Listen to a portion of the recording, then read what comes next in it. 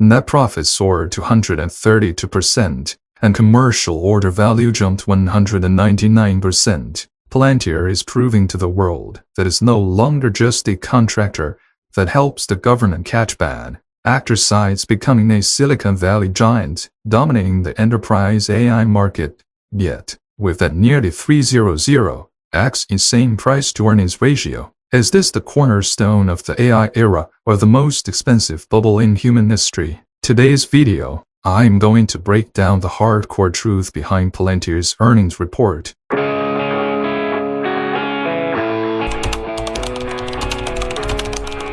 Hey everyone, welcome to Stock Market Breakdown. Companies like Palantir inspire strong emotions. Some treat it like a religion. Others see it as a scam, but as investors, we have to put emotions aside. The latest earnings report sends a very clear signal. Palantir's business model has fundamentally transformed. Palantir's growth has now entered a high-quality phase, while a 63% revenue increase is already impressive. Even more striking is the 232% surge in net profit. This shows the company has triggered extremely strong operational leverage as scale grows. The marginal cost for each additional dollar of revenue is dropping sharply. Its profitability has entered a nonlinear explosion phase. We need to understand the logic behind profits growing faster than revenue. It shows Palantir has passed the stage of needing to spend heavily educating the market as the AIP platform scales. Every dollar of revenue now converts into far more pure profit than before. This flexibility in profitability is exactly why Palantir can't justify high price valuation. For a long time, Palantir has been criticized for over-reliance on government contracts, but the latest data shows commercial revenue grew 73%, with U.S. commercial business doubling. This signals that Palantir has successfully evolved from a government contractor into an enterprise AI standard platform. Its customer base is becoming more diversified and stable, greatly enhancing its resilience against macro fluctuations. This transformation is a milestone. It means Palantir software has proven it can not only solve national security problems, but also create real value for Fortune 500 companies when it starts charging through the commercial market. Its growth potential is fully unlocked, no longer constrained by rigid government budget approval processes. Palantir's gross margin stands at 82.5%, top tier in the software industry. Such high margins not only reflect the product's high value add but also its moat. Once enterprises integrate the AIP platform into core workflows, the cost of migrating data or rebuilding systems is enormous. This makes the revenue extremely sticky, providing long-term cash flow security. In the SaaS world, stickiness is lifeblood. Palantir acts as the enterprise brain. Once implanted, it's very hard to remove. This high stickiness means revenue is not one-off, as long-term and predictable. As long as clients don't churn, Palantir is essentially collecting a long-term technology tax. In a highly uncertain macro environment, Palantir's balance sheet looks extremely strong. $6.04 billion in cash and equivalents, and zero long-term debt.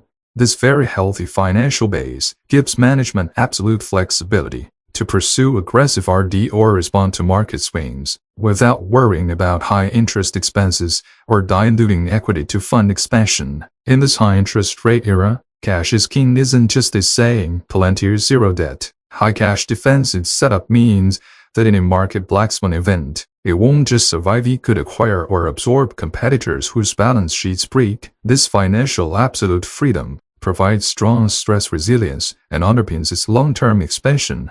From a valuation perspective, Palantir's nearly 300x P looks extreme, but we shouldn't just focus on current accounting profits, also have to look at backlog. Total contract value rose 151% year-over-year, and U.S. commercial remaining transaction value grew 199%. These huge signed but not yet recognized revenues are the core support for the high valuation logic and the source of future earnings certainty. Valuation is about the future. A 300x P is scary, but if you account for the billions in backlog, you see that this valuation is rapidly being digested. Buying Palantir is essentially buying the future promise already in its hands. As long as backlog converts as planned, what's expensive today could be cheap next year.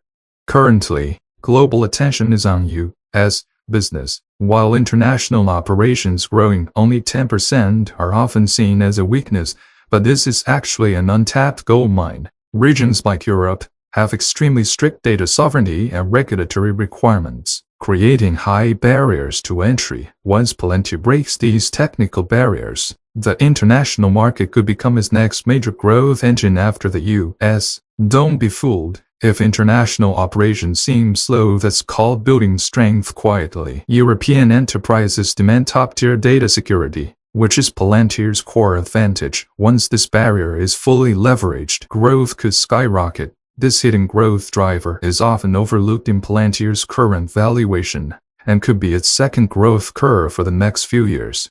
Finally, we have to face Palantir's core risk. Even though commercial transformation is extremely successful, government contracts still make up 41% of revenue. This means changes in government budgets, policy shifts, or defense spending cuts could instantly erase billions in market value. As a politically exposed government contractor, policy volatility is the biggest source of instability in its valuation and a risk every investor must be aware of. To summarize, Palantir is fundamentally rock solid with explosive profitability but high political premium. It's evolving from an outsourcer into an industry standard, but that 41% government exposure is a sword hanging overhead. Do you think this high growth can fully offset political risk? Drop your thoughts in the comments, like and subscribe to Stock Market Breakdown. We'll see you next time.